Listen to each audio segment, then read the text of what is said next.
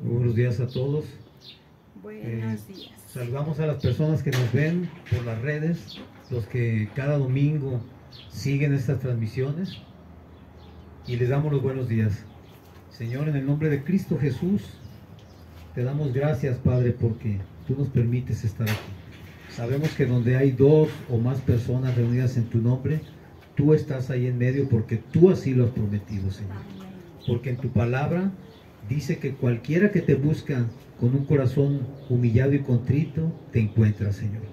Y nosotros sabemos que todo lo que tú dices es verdad, y sabemos también que todo cuanto has prometido, lo has de cumplir, Señor. Porque tú eres fiel y porque ese es tu nombre, Señor. Bendecimos el nombre de Cristo Jesús y lo levantamos, porque para eso hemos nacido, para levantar el nombre de Cristo en todas las naciones y en todo lugar. Amén, amén. Y amén. Bueno, pues nuevamente buenos días. Buenos días a todas las personas que nos están siguiendo. Buenos días. Buenos días. Esta semana ha sido una semana que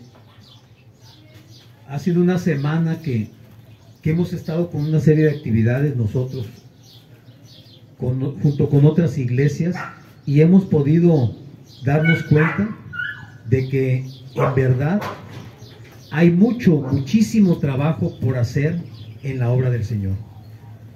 Hay muchas cosas que buscar, hay mucha unidad que hay que fomentar, y precisamente respecto a esto el Señor me ha estado hablando esta semana.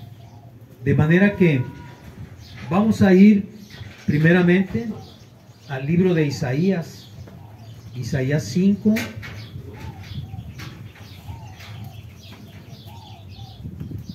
versículos del 1 al 2.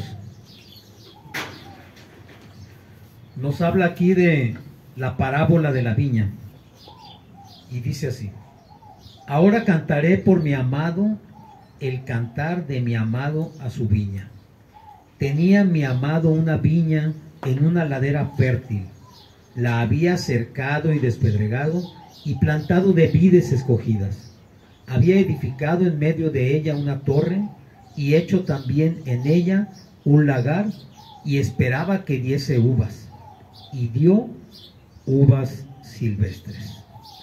Más adelante en el 4 dice: ¿qué más se podía hacer a mi viña que yo no haya hecho en ella?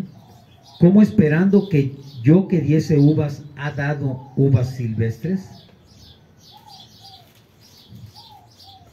La parábola nos habla aquí de que el Padre ha sembrado una viña, y esa viña representa al pueblo de Dios, al pueblo de Israel, a ti y a mí. Y dice entonces que el Padre la plantó con mucho cuidado, despedregó el terreno, lo limpió, lo abonó, sembró buena semilla, porque la semilla que siembra el Padre necesariamente es buena. Y dice también que la cercó con un vallado, que levantó una torre en medio de ella, y que él esperaba que diese uvas. Sin embargo, la viña dio uvas silvestres. ¿Cómo es posible que una viña que haya sido plantada con tanto cuidado dé al final del día un fruto que no es el que se espera de ella? Y he estado pensando en esta situación porque precisamente aquí en el lugar donde nos encontramos es un lugar donde se siembra cada año, en este caso maíz. Y yo me doy cuenta, porque aquí lo podemos ver, cómo preparan el terreno, lo emparejan, quitan todo lo que contamina, todo lo que no sirve en el terreno, lo abonan, lo siembran la semilla, y después de sembrarla la cuidan, esperando una buena cosecha, esperando que cada grano que ellos han plantado dé muchas mazorcas. Y esto no es diferente con el Señor, porque como les dije, la viña representa a su pueblo, nos representa a nosotros. Dios en su infinita misericordia ha tenido gran cuidado en preparar para nosotros el terreno. Dice la palabra que Él ha cambiado el corazón de piedra que teníamos por uno de carne, que ha puesto además la ley en nuestros corazones y ha sembrado en nosotros una palabra que, como dice en la misma palabra de Dios, dice que Él ha soltado y que no volverá a Él sin dar el fruto para el cual fue lanzado, con el propósito con el cual fue lanzada esa palabra. Y yo me pongo a pensar porque precisamente este punto nos debería hacer reflexionar de manera importante en qué es lo que estamos haciendo con todas esas cosas que el Señor nos ha dado. Dios ha plantado en nosotros una semilla que es su palabra, y se espera, porque así lo espera Él, que dé un fruto bueno y abundante. Sin embargo, nos damos cuenta de que el fruto que estamos dando muchas veces deja muchísimo que desear. Pareciera que en vez de haber puesto buena semilla, se hubieran sembrado hierbas, abrojos, semilla defectuosa. Pero esto no es así. La semilla que ha sembrado el Señor es buena. Entonces, ¿dónde está el problema de todo esto? En el Señor definitivamente no, porque todo lo que hace Él lo hace de manera perfecta. Él no se equivoca. Él no puede hacer las cosas mal porque su naturaleza es perfecta. Entonces, este tema que vamos a hablar el día de hoy es precisamente para hacernos reflexionar de qué estamos haciendo nosotros con esas cosas que Dios nos ha dado. En el Evangelio de Marcos, en el capítulo 12,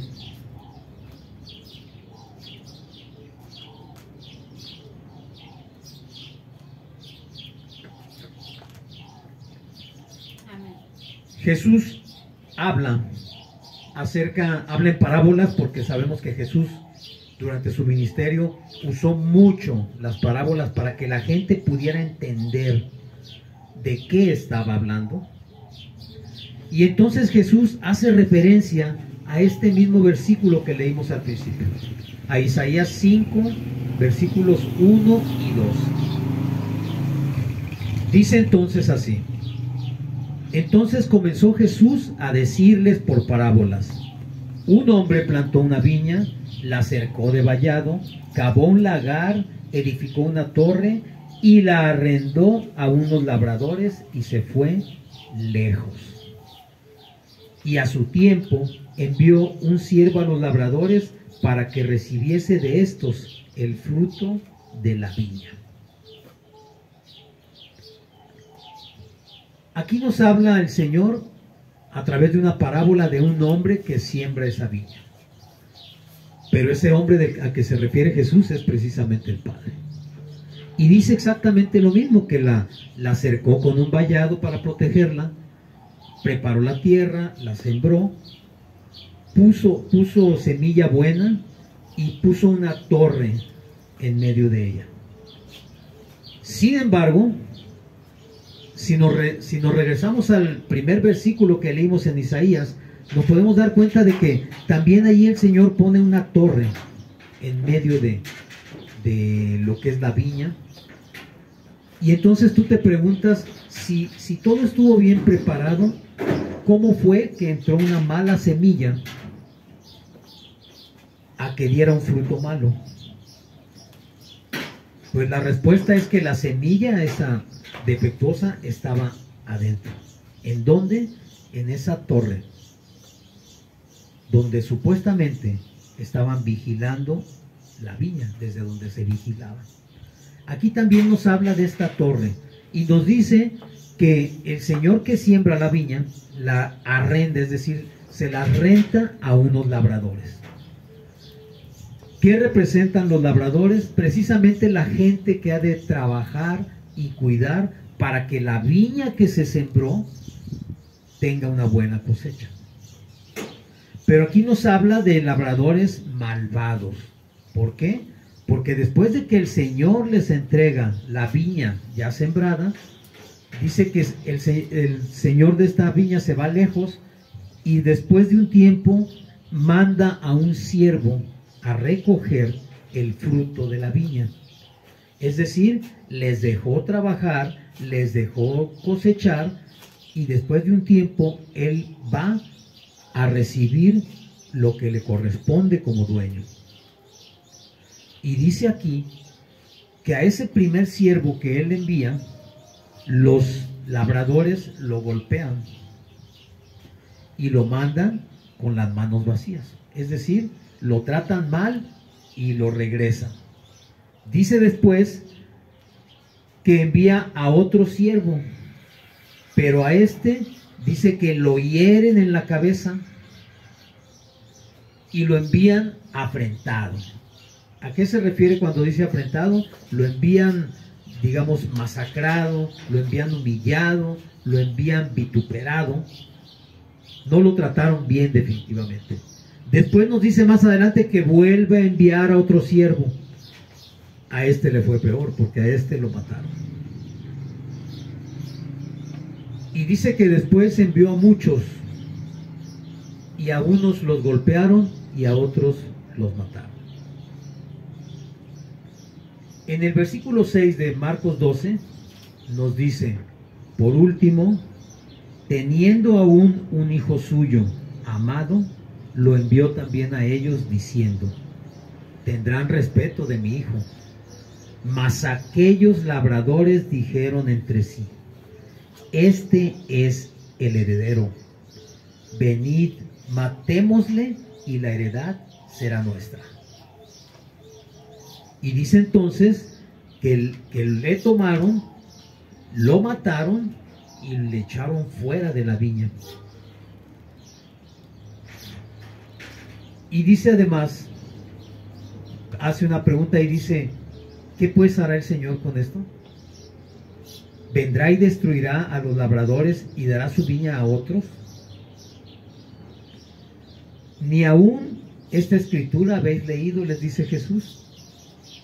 La piedra que desecharon los edificadores ha venido a ser la cabeza del ángulo. El Señor ha hecho esto y es cosa maravillosa a nuestros ojos. Jesús les está refiriendo que precisamente esos labradores, como habíamos mencionado anteriormente, son los encargados de cuidar la viña. ¿A quiénes se refiere? Definitivamente a nosotros. Porque nosotros hemos recibido esa viña ya sembrada, trabajada y lista para cosechar. Sin embargo, muchas veces hemos hecho como estos labradores. Cuando el Señor ha venido a pedirnos cuentas, no le hemos tratado como debe ser. Cuando ha enviado a sus siervos, a sus emisarios, no hemos tratado con ellos como debiéramos recibirles, como enviados de parte del dueño de la viña. Pareciera como si en un momento dado nosotros pensáramos que esa viña, por cuanto la hemos trabajado, nos pertenece. Y desgraciadamente así sucede con muchos de nosotros, no solamente como miembros de una congregación, sino como una congregación misma. Llegamos a pensar que el producto de esa viña, que el producto de esa reunión, que el producto de ese grupo de ovejas es para nosotros. Cuando en realidad nosotros somos simplemente labradores. Hay una palabra que se utiliza mucho para esto que es mayordomos. Nosotros ejercemos la mayordomía, pero el rebaño, la viña, los frutos no son nuestros. Y nosotros nos hemos llegado a apropiar de ellos pensando que por cuanto lo estamos trabajando, tenemos derecho a hacer uso de ese fruto, a hacer uso del resultado de la cosecha. Y hemos desechado muchas veces a esos emisarios que ha enviado el Señor, y al último nos habla de que envía a su propio Hijo, y a su propio Hijo los labradores malvados lo matan y lo echan fuera de la viña. No sé si esto les recuerde algo, no sé si esto les traiga a la memoria lo que sucedió con Jesús. Dice la palabra: a lo suyo vino, pero los suyos no le recibieron. Jesús vino a hacer lo que tenía que hacer, a lo suyo.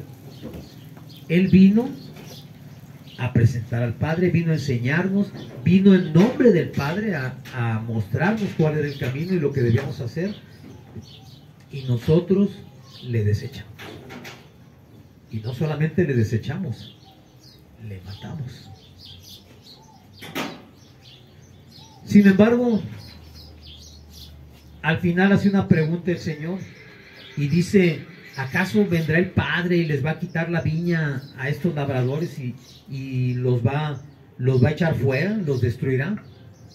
La respuesta es no. No. Aquí estamos. Aquí estamos. ¿A qué se refería con esto? A que precisamente el pueblo judío que no aceptó a Jesús, que no lo recibió, a pesar de eso, no es desechado por Dios. Porque es su pueblo amado, es su pueblo escogido. Y dice al final Jesús: ¿no han leído esto ustedes? Que la piedra que desecharon los edificadores será la piedra del ángulo. Va a ser la cabeza del ángulo. Dice, cuando se refiere a la cabeza del ángulo en construcción, es la piedra angular sobre la que se deconstruye todo el edificio. Toda la edificación se levanta sobre esa piedra. Esa es la piedra base. Es decir, Jesucristo, la piedra desechada por todos los edificadores, por los labradores, por los obreros. Esa piedra desechada es la piedra angular de toda la iglesia. Y cuando hablamos de iglesia, no nos referimos a un edificio. Ya sabemos que la iglesia somos todos y cada uno de nosotros, los que conformamos el cuerpo de Cristo. Todos los redimidos formamos parte de ese cuerpo. Pero Jesús es el fundamento, Jesús es la base sobre la que se levanta y descansa toda la iglesia. ¿Qué tendríamos que hacer entonces?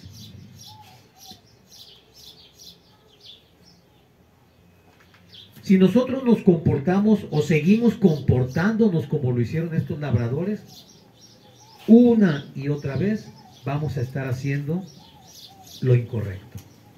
Entonces, ¿qué es lo correcto? ¿Qué es lo que corresponde? ¿Qué deberíamos nosotros hacer para que entonces, en el momento que el Señor venga a pedirnos cuentas, nosotros podamos presentarle cuentas correctas?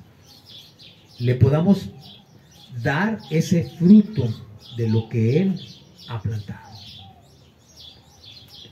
En la carta a los Efesios, en el capítulo 4, nos habla acerca de la unidad del Espíritu. Y esto es muy importante porque sabemos que Jesús no vino a fundar una religión. Sabemos que Jesús no vino a fundar una iglesia determinada, como muchos dicen, que si es esta, que si es aquella, que si es esta otra. La iglesia de Jesús es el cuerpo de Jesús. Y es, como les dije hace un momento, esa iglesia la formamos todos los redimidos por Él. Todos los que fuimos rescatados y hemos sido hecho parte del cuerpo de Cristo. Dice aquí en Efesios que nosotros tenemos, dice, yo pues, preso en el Señor, os ruego que andéis como es digno de la vocación con que fuisteis llamados, con toda humildad y mansedumbre, soportándoos con paciencia los unos a los otros en amor, solícitos en guardar la unidad del Espíritu en el vínculo de la paz. Un cuerpo y un espíritu, como fuisteis llamados en una misma esperanza de vuestra vocación. Un Señor, una fe, un bautismo, un Dios y Padre de todos, el cual es sobre todos y por todos y en todos. Pero a cada uno de nosotros fue dada la gracia conforme a la medida del don de Cristo. Cada uno de nosotros hemos sido agregados a ese cuerpo. Cada uno de nosotros dice aquí que tenemos que mantenernos ¿en qué? En humildad y mansedumbre. ¿Recuerdan que Jesús decía, sed humildes y mansos como yo lo soy? Humildad y mansedumbre. Es decir, no importa qué parte del cuerpo te toque ser, tú tienes que mantenerte humilde y manso. Pero no solamente eso, sino que tienes que mantenerte en unidad, porque dice aquí que todos tenemos un mismo Padre, un mismo bautismo, que todos tenemos un mismo espíritu. Entonces, ¿qué significa? Que eso es lo que nos une a todos.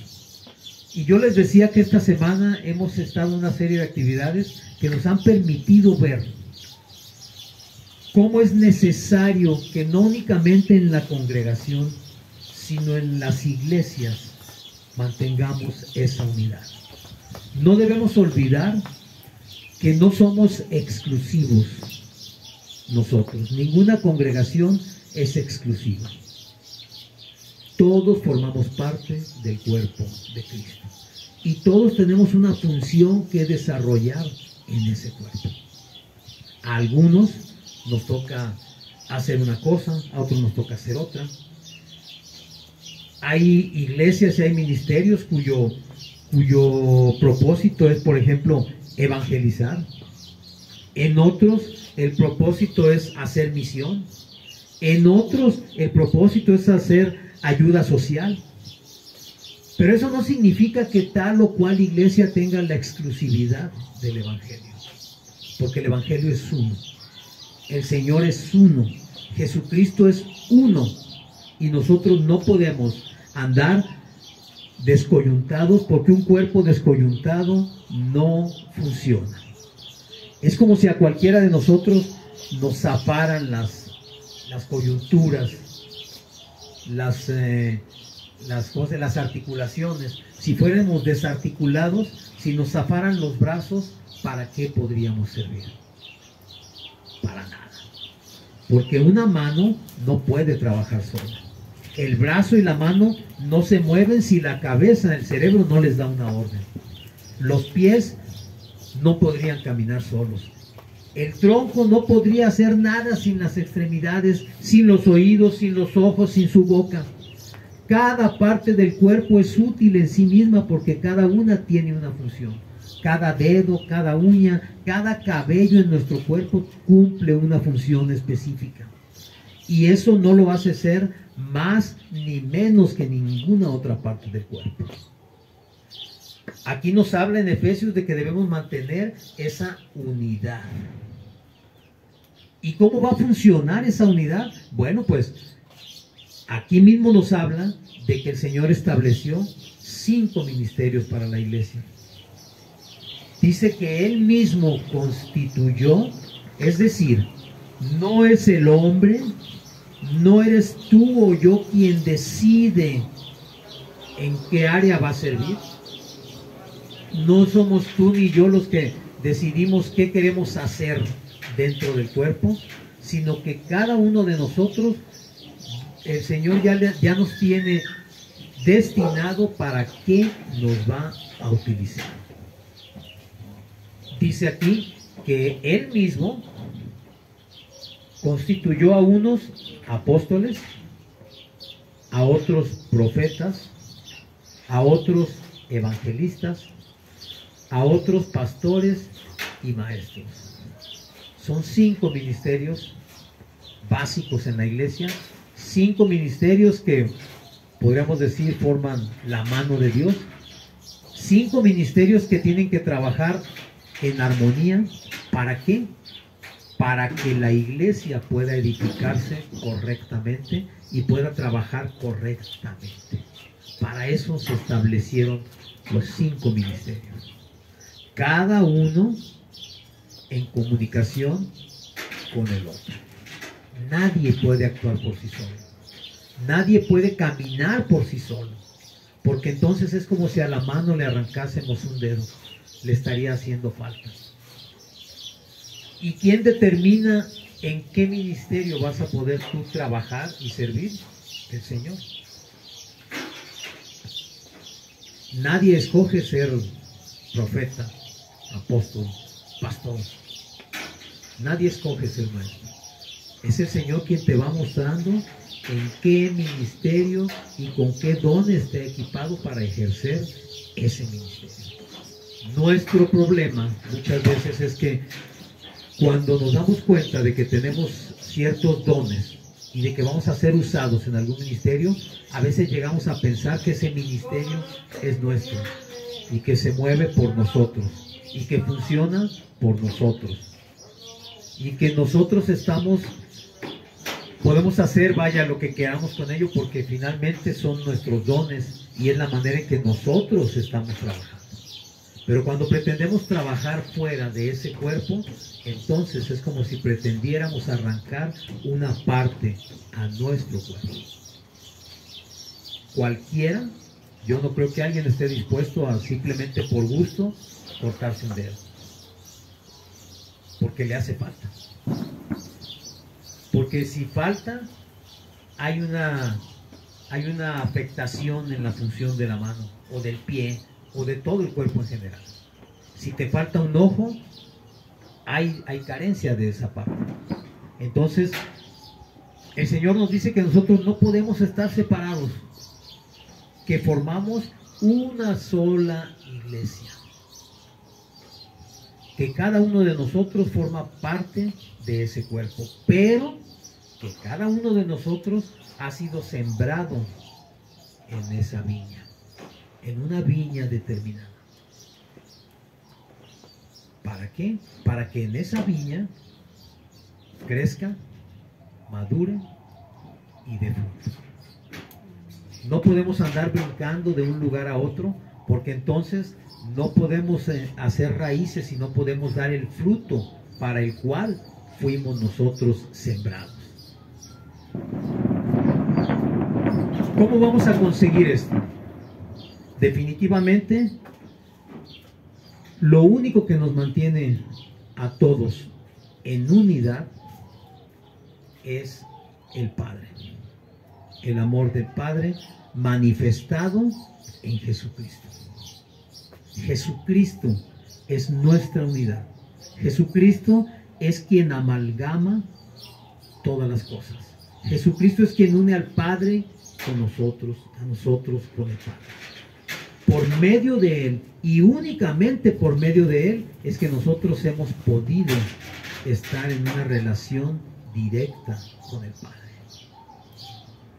Y si hablamos de esto, tenemos que hablar necesariamente de algo que es primordial para llevar a cabo cualquier propósito del Señor. Y me estoy refiriendo al amor. Todo mundo dice, Dios es amor, pero se ha convertido en una frase tan trillada, tan común, que realmente muy poca gente entiende realmente a qué se refiere cuando dice Dios es amor. En la primera carta a los Corintios, capítulo 13, encontramos unos versículos que la mayoría de las personas conocen, y si no los conocen, pues bueno, los han escuchado alguna vez. y nos habla acerca de la preeminencia del amor. Pero este amor que se describe en la primera carta a los Corintios no es el amor que tú y yo podemos dar. El amor del que habla aquí es el perfecto amor. Y el perfecto amor es Dios. Nadie, ni tú ni yo podremos jamás igualar o alcanzar el nivel de amor de Dios. Porque Él es amor. Él es el amor. De manera que cuando nos describe las características del amor, precisamente nos está hablando de ese amor de Dios, no del que nosotros podemos dar. Porque nuestro amor, por mucho que digamos que amamos, estamos limitados todo el tiempo. Porque nosotros estamos llenos de defectos. Dios es perfecto. Y por cuanto Él es perfecto, Él es el único que puede ejercer el perfecto amor. ¿Y cómo es ese amor? Bueno, fíjense bien lo que dice aquí. En el capítulo 13, versículo 3 en adelante, dice así.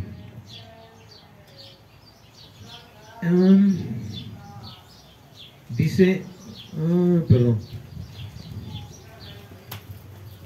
Y si repartiese todos mis bienes para dar de comer a los pobres, y si entregase mi cuerpo para ser quemado y no tengo amor, de nada me sirve. El amor es sufrido, es benigno, el amor no tiene envidia, el amor no es jactancioso, no se envanece, no hace nada indebido, no busca lo suyo, no se irrita, no guarda rencor, no se goza de la injusticia, mas se goza de la verdad. Todo lo sufre, todo lo cree, todo lo espera, todo lo soporta. El amor nunca deja de ser. Cuando hablamos de que así es el amor de Dios, tendríamos que irnos a desglosar cada una de estas partes. Pero nos habla de un amor que no se envanece, que no es jactancioso, que no busca lo suyo. Es un amor que no tiene envidia. Es un amor que no hace nada indebido. Y cuando hablamos de nada indebido, nos referimos a que por parte de Dios jamás nos va a Él mandar a hacer algo que no sea correcto y que no sea conforme a su palabra. Y nosotros muchas veces hacemos muchas cosas y decimos que las hacemos en nombre del amor, cuando en realidad lo estamos haciendo en nombre de nuestra carne. Buscamos lucirnos, buscamos que la gente vea lo bueno que somos, lo dadivosos que somos, lo desprendidos que somos, porque eso nos envanece. Y aquí nos dice que el amor verdadero no se envanece, no es jactancioso, es decir, no presume. El amor de Dios no presume, porque simplemente, pues Él es Dios, Él no tiene nada que presumirnos. Al contrario, nosotros cuando vemos el producto de ese amor, nos maravillamos de las cosas tan tremendas que Él hace por nosotros. Y nosotros, como ya lo hemos dicho muchas veces, no hemos merecido nunca que Él haga nada. Sin embargo, en su perfecto amor, Él nos da antes aún de que nosotros sepamos que tenemos necesidad de algo. Dice también que este amor todo lo espera y todo lo soporta. ¿Qué es lo que espera el Señor de nosotros? Muy sencillo, que hagamos lo correcto con lo que Él nos está dando. Eso es todo lo que el Señor espera y necesita de ti y de mí. Él sabe hasta dónde eres capaz. Él sabe todo lo que tú puedes hacer y Él sabe si lo estás haciendo de una manera correcta o no. Él lo sabe. Por eso nos ha puesto como administradores de esa viña. Porque Él sabe lo que tú y yo podemos hacer. No todos podemos ser pastores, no todos podemos estar predicando, pero sí todos podemos alcanzar almas. Y cuando tú detienes tu caminar, cuando tú detienes las cosas que estás haciendo cotidianamente para hablarle a alguien del amor de Dios, entonces estás haciendo lo correcto con los recursos que Dios ha puesto en ti. No se trata de ser un gran orador. Muchas veces las personas nos la pasamos viendo videos en el internet y admirando a tales o cuales predicadores, a tales o cuales pastores. Qué bonito hablan, qué bárbaro, qué mensaje tan tremendo. Y nos gusta, porque eso nos llena, pero nos llena los sentidos. La pregunta es, independientemente de qué tan bien hable ese pastor o ese predicador, ¿trajo lo que te dijo un arrepentimiento a tu vida? ¿Trajo un cambio real la palabra que él habló?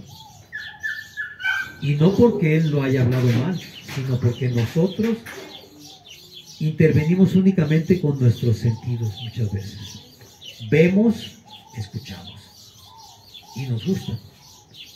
Pero a veces eso que vemos y escuchamos, como dicen, nos entra por un oído y sale por el otro. No se queda en nuestro corazón. Pero la palabra que mueve tu corazón, esa es la palabra de Dios. La que realmente hace un cambio en tu vida. La que cuando tú la escuchas te convence de que es el tiempo de cambiar. De que no puedes seguir haciendo lo que haces porque lo que haces no es agradable para Dios. Cuando tú te convences de que es necesario hacer un cambio en tu vida, es porque la palabra de Dios está entrando en tu corazón. Y eso sucede porque alguien está ejerciendo el ministerio para el cual Dios le ha puesto en este mundo. A veces pensamos que evangelizar es tedioso, es cansado, no rinde muchos frutos. Pero la palabra dice también que cada vez que un pecador se convierte, hay fiesta en el cielo. Entonces, quizás para ti y para mí sea algo muy tedioso, sea quizás a veces sentimos que perder el tiempo, porque no ganamos agua para nuestro molino, porque el andar evangelizando muchas veces no llena las sillas en la iglesia. Sin embargo, si el Señor dice que cada vez que un pecador se arrepiente hay fiesta en el cielo, ¿qué te importa a ti si vas a llenar o no las sillas de tu iglesia? Si lo importante es que esa alma se arrepienta y busque del Señor. Y si lo hacemos, estamos cumpliendo el ministerio para el cual fuimos puestos. Pero a veces, por no decir siempre, nosotros nos dejamos llevar por lo que llena los ojos, endulza los oídos, nos dejamos llevar por la lisonja cuando alguien nos dice, qué bonito predicas. Pero el Señor, cuando venga a pedirte cuentas, no te va a decir, hijo mío, qué bonito predicas. Lo más seguro es que te pregunte, ¿cuántas almas ganaste hoy? ¿Cuántas almas ganaste en todo el tiempo que te permití trabajar en mi viña? ¿Cuánto fruto trajiste a mí? ¿Qué tan buen labrador fuiste para multiplicar los frutos que yo dejé? ¿Qué tanto invertiste en cuidar la viña para que diera más y más y más? No un fruto de asistencia al culto dominical, sino un fruto de arrepentimiento. Un fruto de un cambio verdadero en las vidas de las personas. Un fruto que pueda hablar de que 1, 2 o 3 o 1000 personas han podido conocer del amor de Dios. Han cambiado su manera de vivir porque han conocido la palabra de Dios. Ese es el fruto que tú y yo estamos llamados a dar. Y que a veces nos resistimos a trabajar en esa tarea. Pero sí queremos cosechar el fruto de la viña del Señor. ¿Te das cuenta? Sí. Dice el Evangelio también que cuando el Señor llegó a pedir cuentas sobre los dones, sobre los talentos que había dejado en manos de algunas personas, hubo unos que le rindieron buenas cuentas. Y algo que dijo el Señor es: buen siervo y fiel. En lo poco fuiste fiel, en lo mucho te pondré. Tú y yo debemos aspirar a eso, mi hermano. A que cuando el Señor nos llame a cuentas, podamos darle precisamente fruto de la viña que Él sembró para que tú y yo la cuidáramos y la hiciéramos prosperar. Y cuando estemos frente a Él, Él nos pueda decir: buen siervo y fiel. Ese, mi hermano, esa es la corona que tú y yo debemos buscar. No la vanagloria, no las iglesias a reventar, no el escenario hermoso donde todo se ve bonito y todo el mundo danza y canta, pero donde nadie se convierte. Es mejor que en la calle tú acerques a Dios a un corazón y esa persona se convierta para Jesús. De manera que cada alma ganada para el Señor es una corona para ti y para mí. Una corona que cuando lleguemos a su presencia la vamos a poder ver. Pero también allá dice la palabra que vamos a estar tan maravillados que vamos a poner nuestras coronas a los pies del Señor. Porque ese, mi hermano, ese es el propósito de Dios. Que tú y yo ganemos almas para el reino. Amén. Amén. Y amén.